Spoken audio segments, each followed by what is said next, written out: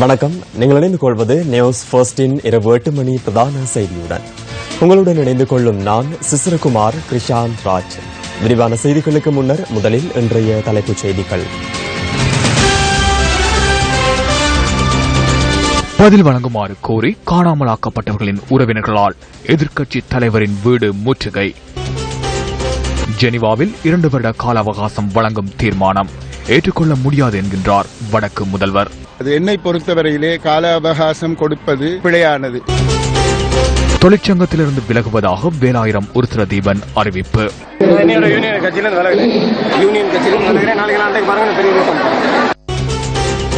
கிண்ணியாவில் வேகமாக பரவும் டெங்கு காய்ச்சல், குறைகளை நிவர்த்திக்குமாறு மக்கள் வலியுறுத்தல்.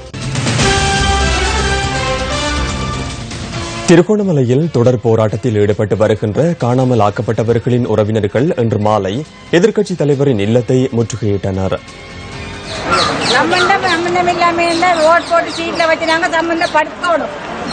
போராட்டத்தில் ஈடுபட்டிருந்த மக்கள் இன்று மாலை திருகோணமலையில் உள்ள எதிர்க்கட்சித் தலைவரின் இல்லத்திற்கு பேரணியாக சென்றனர். காணாமலாக்கப்பட்ட தமது உறவுகளை கண்டுபிடித்து தருமாறு வலியுறுத்தியும் பதாகைகளை காட்சிப்படுத்தியவாறும் அவர்கள் அங்கு கவனஈர்ப்பு போராட்டத்திலும் ஈடுபட்டனர். எவ்வாறாயினும் போராட்டக்காரர்கள் இன்று பிற்பகல் கவனஈர்ப்பில் ஈடுபட்டிருந்த சந்தர்ப்பத்தில் எதிர்க்கட்சித் தலைவர் இரா சம்பந்தன் அங்கு இருக்கவில்லை என நியூஸ் ஃபர்ஸ்டின் பிராந்திய செய்தியாளர்கள் தெரிவிக்கின்றனர். மக்கள் விடுதலை முன்னணி யாழ்ப்பாணத்தில் இன்று ஊடகவியலாளர் சந்திப்பை ஏற்பாடு செய்திருந்தது. எதிர்க்கட்சி தலைவர் தானே சம்பந்தன் சைட்டம், முறிகள் மோசடி, அரிசி விலை, வறட்சி, மீனவர் பிரச்சினை தொடர்பில் எதிர்க்கட்சி தலைவரின் நிலைப்பாடு என்ன? எதுவும் கூறவில்லையே. இந்த நாட்டின் எதிர்க்கட்சி தலைவர் குறைந்தளவு அவர் பிரதிநிதித்துவப்படுத்தும் மாகாணத்திற்கு கூட எதிர்க்கட்சி தலைவர் அல்ல. அவர் பிரதிநிதித்துவப்படுத்தும் மாவட்டத்திற்கு கூட எதிர்க்கட்சி தலைவர் அல்ல. அவரின் பொறுப்பு என்ன? பாராளுமன்றத்தில் உண்மையான எதிர்க்கட்சி எது என்று நான் கேட்கின்றேன். வடக்கில் நிலத்தினை இழந்த மக்களின் பிரச்சினை தொடர்பில் பாராளுமன்றத்தில் கதைத்தது யார்? உண்மையில் சம்பந்தன் அரசாங்கத்தின் எதிர்க்கட்சி தலைவர். நேற்று மாலை 4 மணியிலிருந்து இன்று மாலை 4 மணி வரையான காலப்பகுதியில் டெங்கு காய்ச்சலால் பீடிக்கப்பட்ட 56 நோயாளர்கள் கிண்ணியா தள வைத்தியசாலையில் அனுமதிக்கப்பட்டுள்ளனர். வருடத்தின் இதுவரையான காலப்பகுதியில் கிழக்கு மாகாணத்தில் டெங்கு காய்ச்சலால் பீடிக்கப்பட்ட 17 பேர் உயிரிழந்துள்ளனர். டெங்கு காய்ச்சலால் பீடிக்கப்பட்ட 132 பேர் கிண்ணியா தள வைத்தியசாலையில் தொடர்ந்தும் தங்கியிருந்து சிகிச்சை பெறுகின்றனர். அவர்களில் 6 பேர் தீவிர சிகிச்சை பிரிவில் சிகிச்சை பெற்று வருகின்றனர். கிண்ணியாவின் நிலைமை தொடர்பில் ஆராய்வதற்காக அமைச்சர் ரவுப் ஹக்கீம், சுகாதார பிரதி அமைச்சர் ஃபைசல் காசிம் உள்ளிட்ட பலர் இன்று கிண்ணியா தள வைத்தியசாலைக்கு சென்றிருந்தனர். அதன் பின்னர் பிராந்திய வைத்திய அதிகாரி அலுவலகத்தில் நடைபெற்ற சந்திப்பில் இவர்கள் கலந்து கொண்டனர். உங்களுக்கு என்ன தேவை இருக்குன்னு சொல்லி எம்ஓஜிட்ட கேட்டுப்பட்டு அங்கிருந்து நாங்கள் கோல் அடிச்சு மினிஸ்டர் கேட்குறாங்க, டக்குன்னு அனுப்புங்கன்னு சொன்னோம். நீங்கள் ஃபெக்ஸ் மிஷின் உங்கள்கிட்ட இருக்கிறதையா பழுதுன்னு சொல்கிறாங்க, அடிக்கடி ஃபெக்ஸ் மிஷினும் இல்லை.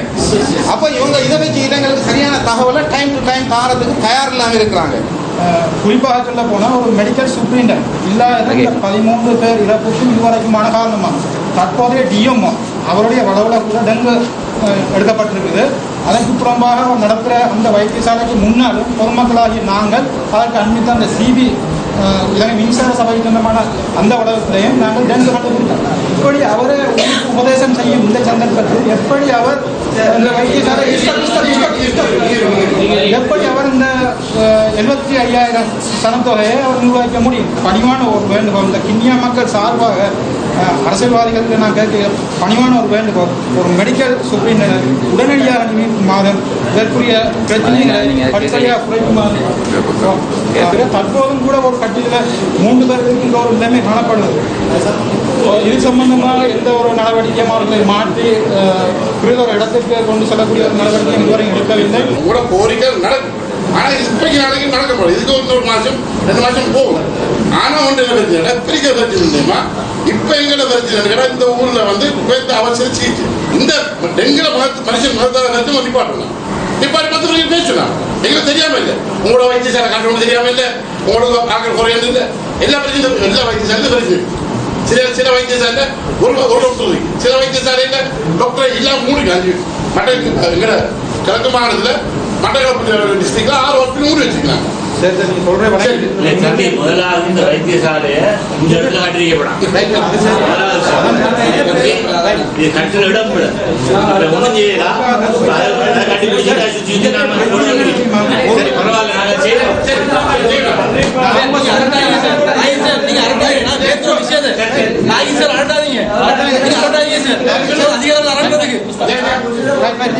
அதன் பின்னர் ஊடக சந்திப்பொன்றிலும் அமைச்சர் ரவுஃப் ஹக்கீம் உள்ளிட்ட தரப்பினர் கலந்து கொண்டனர். தேவையான அவசர தேவைப்பாடுகளுக்கான எல்லா தீர்வுகளை குறித்தும் மிக தீவிரமாக ஆராய்ந்திருக்கிறோம். முப்படைகளைச் சேர்ந்த அதிகாரிகளும் போலீஸ் அதிகாரிகளுமாக சேர்ந்து ஏற்கனவே அவர்கள் ஈடுபடுத்தி வந்த சுத்தப்படுத்தலுக்கான படையணியருக்கு மேலதிகமாக 800 பேரை நாளாந்தம் ஈடுபடுத்துவது என்று தீர்மானித்திருக்கிறார்கள். தொடர்ந்தும் பாடசாலைகளை மூடி வைப்பது உசிதமான விஷயம் அல்ல என்ற அடிப்படையில் அடுத்த திங்கட்கிழமை தொடக்கம் பாடசாலைகளை மீண்டும் திறப்பதற்கும் அதன் அடிப்படையில் அந்த தீர்மானங்களை நாங்கள் எடுத்திருக்கிறோம். கிண்ணியா மருத்துவமனையில் நிலவும் பிரச்சினைகளை கருத்தில் கொண்டு 2 கொள்கலன்கள் இன்று கிண்ணியாவுக்கு அனுப்பி வைக்கப்பட்டுள்ளன. தற்போதைய மருந்துகளை பழுதடையாமல் இருப்ப பாதுகாப்பதற்கான குளிரூட்டப்பட்ட வசதி கொண்ட அந்த கண்டெய்னர் தந்திருக்கின்றனர். அதே நேரத்தில் பாதிக்கப்பட்டிருக்கின்ற நோயாளிகளுக்கும் உயிரிழந்தவர்களுக்கும் சில இழப்பீடுகளை கொடுப்பதற்கான ஆயத்த வேலைகளையும் செய்து கொண்டிருக்கின்றோம். பாராளுமன்ற உறுப்பினர் இம்ரான் மஹ்ரூப் இன்று கிண்ணியா தள வைத்தியசாலைக்கு சென்று நிலைமையை பார்வையிட்டார். இன்று இந்த வைத்தியசாலைக்கு வந்து நாங்கள் ஒவ்வொரு வார்டுகளுக்கும் சென்று பார்க்கின்ற சந்தர்ப்பத்திலே ஒரு கட்டிலே சுமார் 4 பேர் இருக்கின்ற ஒரு நிலைப்பாடும், தரையில் பாய் விரித்து அல்லது பாய் கூட இல்லாத ஒரு நிலைப்பாட்டிலே அனைவரும் ஒரு உயிர் அச்சத்தின் மூலம் இன்று செயல்படுகின்ற ஒரு நிலைப்பாட்டுக்கு எங்களுடைய மக்கள் தள்ளப்பட்டிருக்கின்றார்கள். டெங்கு நோயால பாதிக்கப்பட்ட மக்களுக்கு இடவசதி மிக பற்றாக்குறையாக இருக்கிறது. பிரச்சனைகள் நிறைய இருக்கின்றது. டாய்லெட் வசதிகள் இல்லை. ஒரு 2 வார்டுக்கு 3 டாய்லெட் உள்ளது. அத்தோடு இங்கே உள்ள பெட்டுகள் போதாமல் தரையில் நோயாளிகள் படுத்துக் கொண்டிருக்கிறார். மட்டுமல்லாமல் சிலர்கள் வந்து போகிறார்கள், பார்வை விடுகிறார்கள். எங்களுக்கு எந்த வசதியும் ஏற்படுத்தி தரமதி எங்களுக்கு அல்ல. இதேவேளை மட்டக்களப்பு மாவட்டத்தில் கடந்த வருடத்தை விட இந்த வருடம் இதுவரையான காலப்பகுதியில் பதிவாகியுள்ள டெங்கு நோயாளர்களின் எண்ணிக்கை அதிகரித்துள்ளது. அதற்கமைய மட்டக்களப்பு போதனா வைத்தியசாலையில் இந்த வருடத்தின் இதுவரையில் 1162 பேர் டெங்கு காய்ச்சலால் பீடிக்கப்பட்ட நிலையில் அனுமதிக்கப்பட்டுள்ளதாக வைத்தியசாலையின் பணிப்பாளர் டாக்டர் இப்ராஹிம் லெப்பே குறிப்பிட்டார். அவர்களில் 3 பேர் உயிரிழந்துள்ளனர். காத்தாங்குடி கர்பலா வீதியைச் சேர்ந்த 9 வயதான கதீஷா என்ற சிறுமி டெங்கு காய்ச்சலால் உயிரிழந்துள்ளார். காத்தாங்குடி ஆதார வைத்தியசாலையில் சிகிச்சை பெற்று வந்த நிலையில் மேலதிக சிகிச்சைக்காக அவர் மட்டக்களப்பு வைத்தியசாலைக்கு மாற்றப்பட்ட பின்னர் உயிரிழந்துள்ளார். காத்தாங்குடி ஆதார வைத்தியசாலை நிலவும் வளப்பற்றாக்குறை இவ்வாறான இழப்புக்கு காரணம் என வைத்தியசாலையின் வைத்திய அத்தியட்சகர் குறிப்பிட்டார். வைத்தியசாலையிலே நோயாளர்களை பராமரிப்பதிலே ஆளணி பற்றாக்குறை பெரிய ஒரு பிரச்சனையாக காணப்படுகின்றது. இதேவேளை கிழக்கு மாகாணத்தில் டெங்கு காய்ச்சலால் உயிரிழந்தவர்களின் எண்ணிக்கை 17ஆக அதிகரித்துள்ளது. திருகோணமலையில் 14 பேரும், மட்டக்களப்பு மாவட்டத்தில் 3 பேரும் டெங்கு காய்ச்சலால் உயிரிழந்துள்ளனர். யாழ்ப்பாணத்திற்கும் கனடாவின் டொரண்டோ நகரத்திற்கும் இடையிலான அபிவிருத்தி உடன்படிக்கை இன்று கைச்சாத்திடப்பட்டது. கிளிநொச்சியை சென்றடைந்த கனடாவின் டொரண்டோ மாநகர மேயர் ஜோன் டோரி உள்ளிட்ட குழுவினரை வடமாகாண முதலமைச்சர் CV விக்னேஸ்வரன் வரவேற்றார். பின்னர் அவர்கள் முள்ளிவாய்க்கால் நினைவிடத்திற்கு சென்று இன்று அஞ்சலி செலுத்தினர்.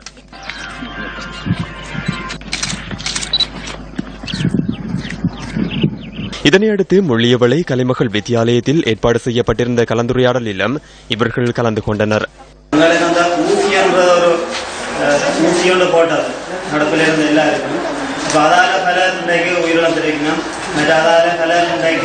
அங்கவீனமாக தொழில் எதுவும் செய்யலா சூழல் இருக்குது. ஊசி போட்டது என்பதால இன்றைக்கு நம்மளுக்கு எந்த ஒரு தொழிலும் செய்யலாம்.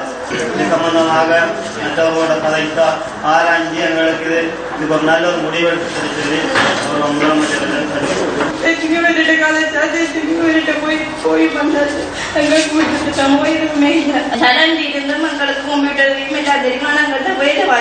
நாங்கள் போராடி இருந்தபடியாக இல்லாதபடியாக நாங்கள் அங்க படித்திருந்தாலும் எங்களுக்கு இங்க ஒன்றும் இல்லாமல் இருக்கிறோம். நாங்கள் தள்ளண்டிருந்தவங்களால ஒன்றும் செய்ய போராடினது தள்ளப்பட்டிருக்கோம். காணாமல் ஆக்கப்பட்டவர்களின் நிலையை அரசாங்கத்தின் பக்கத்தில் எடுத்து பார்க்கும்போது அவர்களுக்கு ரகசியமான முறையில இறப்புச் சான்றிதழ்களும் நஷ்ட விவரங்களும் வழங்குவதாக தான் இருக்கின்றதை ஒழிய காணாமல் ஆக்கப்பட்டவர்களுக்கு தீர்வு கிடைப்பதாக இல்லை. கொடி மாவட்டத்தில் இருந்து மீனவர்கள் இலங்கையில தடை செய்கின்ற தொழில்களை இங்கு செய்கிறார்கள். இதேவேளை கனடாவின் டொரண்டோ மற்றும் யாழ்ப்பாணத்திற்கு இடையில் அபிவிருத்தி தொடர்பான உடன்படிக்கையொன்று கைச்சாத்திடப்பட்டது. இந்த உடன்படிக்கையில் கனடாவின் டொரண்டோ மேயர் ஜோன் டோரி மற்றும் வடமாகாண முதலமைச்சர் CV விக்னேஸ்வரன் மற்றும் யாழ் மாநகர ஆணையாளர் போ வாகீசன் ஆகியோர் கைச்சாத்திட்டனர்.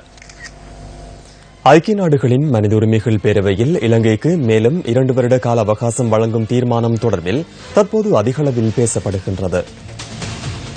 இந்த மக்களுடைய ஒரு கோரிக்கை ஒன்று இந்த இலங்கை அரசுக்கு ஐநா கால அவகாசம் வழங்கக்கூடாது. அண்மையில் தலைமை இலங்கை அரசாங்கத்துக்கு நிபந்தனையோட கால அவகாசம் வழங்க தீர்மானித்திருக்கிறது. இது சம்பந்தமாக நீங்கள் என்ன சொல்றீங்க? அது என்னை பொறுத்தவரையிலே கால அவகாசம் கொடுப்பது பிழையானது. ஏனென்றால் இதுவரை காலமும் செய்யப்பட்ட நடவடிக்கைகள் மக்களுக்கு என்ன விதமான நன்மைகளை கொடுத்திருக்கின்றது என்று நாங்கள் முதலில் அறிய வேண்டும். Office of the missing persons என்று ஒன்று இருக்கின்றது. அந்த office of the missing persons இந்த வருகின்றது, எல்லாம் நடைபெறுகின்றது என்று கூறிவிட்டு எதுவுமே நடைபெறவில்லை. கடதாசியில் தான் இருக்கின்றதை ஒழிய மக்களுக்கு அது போய் சேரவில்லை. இதுவரை காலமும் மக்களுக்கு போய் சேர்ந்த விடயங்கள் என்னென்ன நன்மைகளை இந்த அரசாங்கம் செய்திருக்கின்றது என்பதை முதலில் சர்வதேச நாடுகள் உணர்ந்து கொள்ள வேண்டும், தெரிந்து கொள்ள வேண்டும், ஆராய வேண்டும். அவ்வாறு செய்யாமல் ஏதோ அரசியல் காரணங்களுக்காக இன்னும் 2 வருடங்கள் தருகின்றேன் என்று சொல்லி கூறுவது சரியாக எனக்கு படவில்லை. தலைமைத்துவம் வேறு விதமான கருத்தை வைத்திருந்தாலும் அவர்கள் குறிப்பிடுவது என்னவென்றால் அந்த கொடுக்கும் காலகட்டத்திலே மிக பலமான அதுக்கு அதாவது கண்காணிப்பு நடக்க வேண்டும் என்று கூறுகின்றார்கள். அது ஒரு முறை என்னால் அதை ஏற்றுக்கொள்ள முடியாது என்றாலும் அதை தலைமைத்துவம் கூறி வைத்திருக்கின்றது. வடக்கு கிழக்கு பிரச்சனையை தீர்ப்பதற்கு 2 வருடங்கள் தாருங்கள். நாங்கள் நினைப்பது போல் இது மங்கள சமரவீரவின் கருத்தல்ல. இது அமெரிக்காவின் தேவைக்கு மங்கள சமரவீர போன்றவர்களை முன்னிலைப்படுத்துகின்றனர். இதற்கான திரைக்கதையை எழுதியது அவர்கள்தான். 5 வருடத்திற்கு தீர்க்க முடியாத 2 வருடத்திற்கு தீர்ப்பதற்கான வித்தியாசமான பிரச்சனை என்ன? 5 வருடத்திற்குள் நடைமுறைப்படுத்தப்பட்டது என்ன? இவர்களால் 2 வருடத்திற்குள் பிரச்சனையை தீர்ப்பதற்கல்ல, பிரச்சனையை கூட அடையாளம் காண முடியாது என நாங்கள் கூறுகின்றோம். பாராளுமன்றத்தில் அரசியலமைப்பு குழுவினை அவசரமாக உருவாக்கியது எதற்கு? மார்ச் மாதத்தினை கடத்துவதற்கு. இதனிடையே இலங்கைக்கு கால அவகாசம் வழங்கப்படுவதை கண்டிக்கும் சுவரொட்டிகள் வவுனியாவில் ஒட்டப்பட்டுள்ள காட்சிகள் நமது கேமராக்களில் பதிவாகின. ஐநாவே இலங்கைக்கான கால அவகாசம் போர் குற்றவாளிகளை பாதுகாக்கவா என்ற தலைப்புடன் சுவரொட்டிகள் ஒட்டப்பட்டுள்ளன. இந்த சுவரொட்டிகளில் ஈழ மக்கள் புரட்சிகர விடுதலை முன்னணியின் பெயர் குறிப்பிடப்பட்டுள்ளது. காணாமல் ஆக்கப்பட்ட உறவுகளின் அவலம் தொடர்கின்றது. காணாமல் ஆக்கப்பட்டோரின் உறவினர்கள் கிளிநொச்சி கந்தசுவாமி ஆலயம் ஒன்றில் 28வது நாளாகவும் தொடர் போராட்டத்தில் ஈடுபட்டுள்ளனர். மன்னார் ஹாஸ்பிட்டல்ல ராணுவம் கொண்டே இறக்கி இருக்கு. நாங்க கண்டனாங்க. பிறகு போய் பார்த்தா மன்னார் ஹாஸ்பிட்டல்ல இருந்து டிக்கெட் வெட்டி கொண்டு போயிட்டாங்க. எங்க கொண்டு போனாங்க, என்ன செய்தாங்க? நான் அவ்வளவு தடுப்பு முகாமும் தேடியாச்சு தம்பி, ஒரு தடுப்பு முகாம் பாக்கி இல்ல. எனக்கு முகாம்ல வந்து கூச்சா முகாம்ல வந்து போன் ஒன்று வந்தது. என் மகன் இருக்கிறான், வந்து பார்த்து கொள்ளலாது. அங்க போய் பார்த்தா எங்கட மகன் இல்ல. தடுத்து மறைமுகமாக எங்கட பிள்ளைகளை வச்சிருக்காங்க. எங்கட பிள்ளைகளை விடுதலை செய்யணும், எல்லாத்துல பிள்ளைகளை விடுதலை செய்யணும், பெயர் பட்டியலை வெளியிடணும். அதைத்தான் நாங்க எதிர்பார்க்கிறோம். எங்களுக்கு இது முடிவு வரையிலன்னு சொன்னா நாங்க இந்த இடத்துல போராட்டம் விட்டு நாங்க எழும்பவே மாட்டோம். எங்களுக்கு ஒரு நல்ல முடிவு வரும். போராட்டம் நடத்தப்படும் இடத்திற்கு வடமாகாண முதலமைச்சர் CV விக்னேஸ்வரன் இன்று காலை சென்றார்.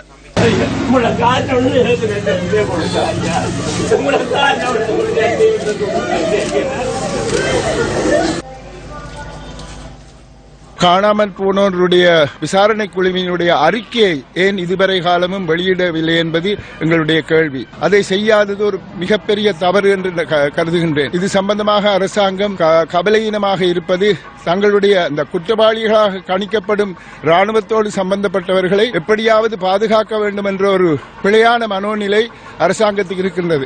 அந்த மனோநிலையை முதலில் ஒரு தமிழருக்கு எதிராக நடத்தப்பட்ட அந்த ஒரு வன்முறை செயல் சம்பந்தமான அதில் ஈடுபட்டவர்களுக்கு எதிராக போலீசார் நடவடிக்கை அன்று எடுத்திருந்தால் அதற்கு பின்னர் இவ்வாறான பிழைகளை நாங்கள் செய்யக்கூடாது என்று மக்கள் நினைத்திருப்பார்கள். காணாமல் ஆக்கப்பட்டோரின் உறவினர்கள் 12வது நாளாகவும் முல்லைத்தீவில் போராட்டத்தில் ஈடுபட்டுள்ளனர். முல்லைத்தீவு மாவட்ட செயலகத்துக்கு முன்பாக இந்த போராட்டம் நடத்தப்படுகின்றது. இரவு பகலென்று பாராதபடி இந்த ரோட்டு கரையில நாங்கள் நுழம்பு கடைக்குள்ள நாங்கள் இதுல இருந்து எங்களுடைய பிள்ளைகள் வருகைக்காக நாங்கள் இந்த இடத்துல காவல் இருக்கிறோம்.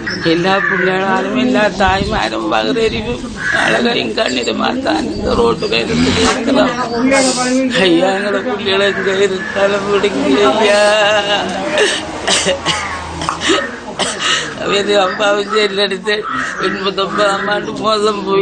இதேவேளை போராட்டத்தில் ஈடுபட்டுள்ள மக்களை வடக்கு முதலமைச்சர் உள்ளிட்ட குழுவினரும் கனடாவின் டொரண்டோ மேயர் உள்ளிட்ட குழுவினரும் சந்தித்தனர்.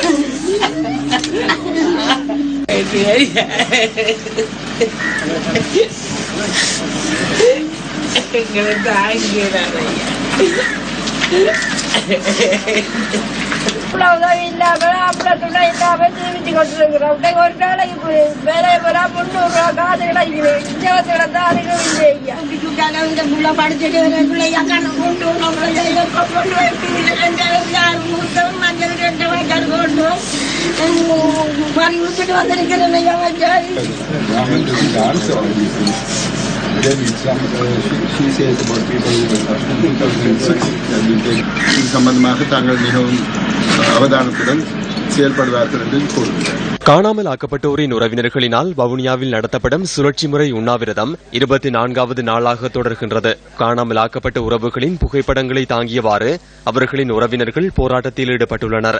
வவுனியா மத்திய தபால் நிலையம் ஒன்றில் இந்த போராட்டம் நடத்தப்படுகின்றது. நிச்சயமா எங்கட பிள்ளைங்களுக்கு வரணும், எங்கட சாவுக்கும் வந்து எங்கட பிள்ளைகள் வந்து சேரணும், அவ்வளவுதான் எங்களுக்கு வேணும். இந்த அரசாங்கம் எப்படி சார் எங்களுக்கு வெளிநாட்டால சார் என்ன சார் செஞ்சு எங்கட பிள்ளைகளை வெளியேக்கி தந்த மிச்சம் நன்றி. 2007 வெள்ள விடிய 3 மணிக்கு அவரை கடத்தி கொண்டு போயிட்டாங்க.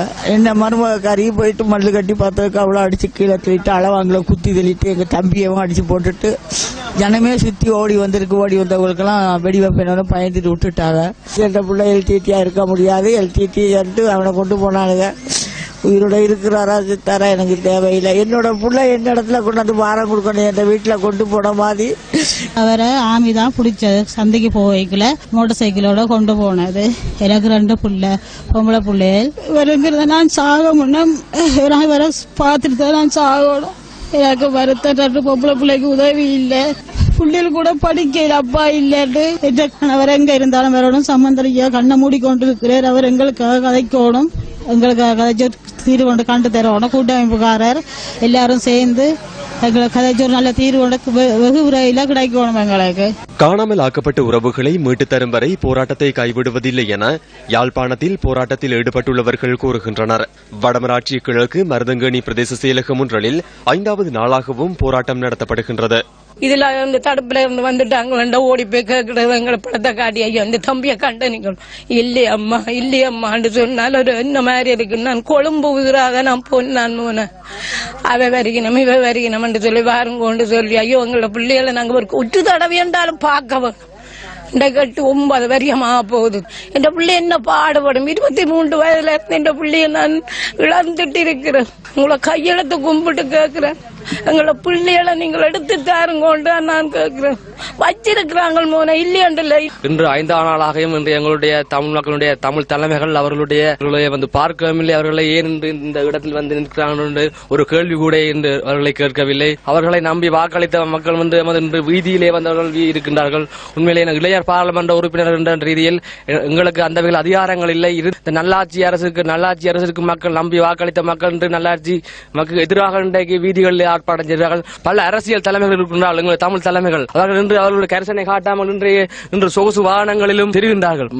மக்கள் அவர்களுக்கு நம்பி வாக்களித்தார்கள், இன்று அவர்களை ஏமாற்றுகிறார்கள். கிழக்கு மாகாண ஆளுநர் செயலகத்துக்கு முன்பாகவும் சுழற்சி முறையிலான உணவு தவிர்ப்பு போராட்டம் தொடர்ந்தும் நடத்தப்படுகின்றது.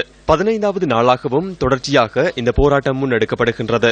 எங்கட பிள்ளைகள் காலாம போன பிள்ளைகள் இவ்வளவு காலமா விடுவாங்கன்னு சொல்லி நாங்க எதிர்பார்த்து கொண்டிருந்தோம்.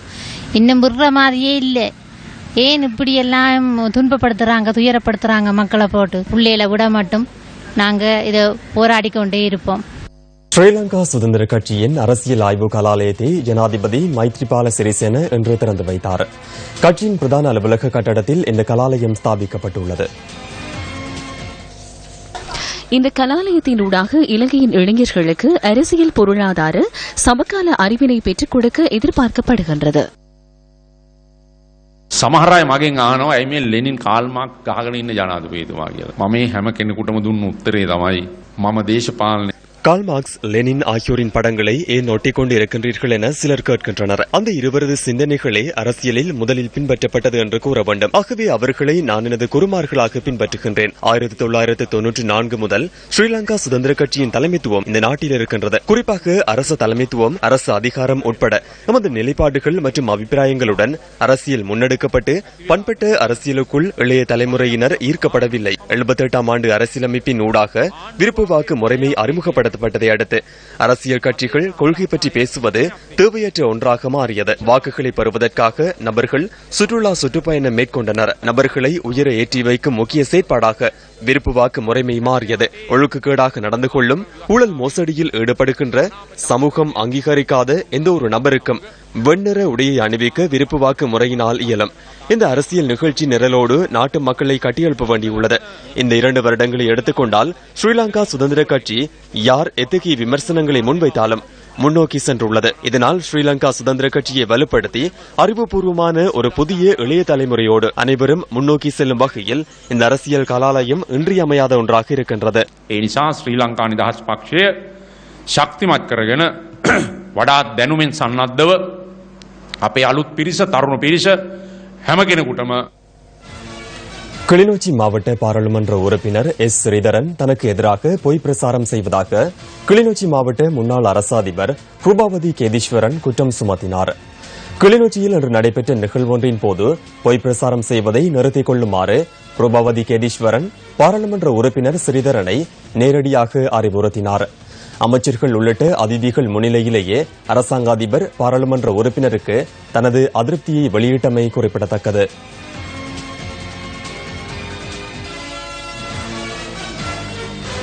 இலங்கை தேசிய தோட்ட தொழிலாளர் சங்கத்தின் மகளிர் தின நிகழ்வொன்று பதுளையில் இன்று நடைபெற்றது. தொலைத்தொடர்புகள் மற்றும் டிஜிட்டல் உட்கட்டமைப்பு வசதிகள் அமைச்சர் அரின் பெர்னாண்டோ உள்ளிட்ட பலர் இந்த நிகழ்வில் கலந்து கொண்டிருந்தனர். இந்த நிகழ்வின் போது பெண்கள் கௌரவிக்கப்பட்டனர். அவன் துரமாரெல்லாம் போய் சொல்லுங்க, அவங்க பொண்டாட்டி முன்ன துரசானின்னு சொல்லுவாங்க. அவங்க பொண்டாட்டி மாற வந்து கொழுந்த வேணாம், சும்மா செய்ய சொல்லுங்க. எப்படி 3022 முறை ஸ்பெஷலிஸ்ட கொண்டு போயிருவாங்க கையில வருத்தம் சொல்லி. அநியாயமாக எங்கள் மக்களை வஞ்சித்து பல வேலை திட்டங்களை நிர்வாகங்களுக்கு சில நாடகங்களை அரங்கேற்றி போது அதுக்கு இடம் கொடுக்க முடியாது.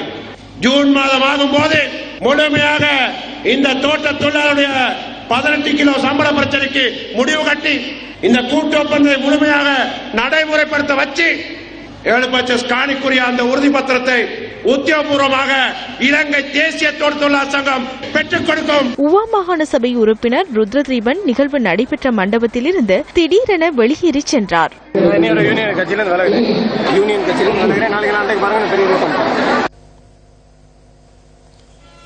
சொந்த காணியில் மீண்டும் சுதந்திர வாழ்க்கை எப்போது?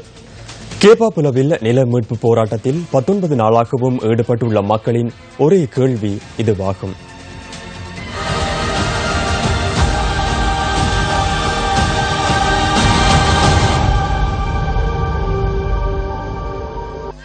தமது பூர்வீக காணிகளை விடுவிக்குமாறு கோரி கேப்பாபிலவு மக்கள் கடந்த 1ஆம் தேதி போராட்டத்தை ஆரம்பித்தனர்.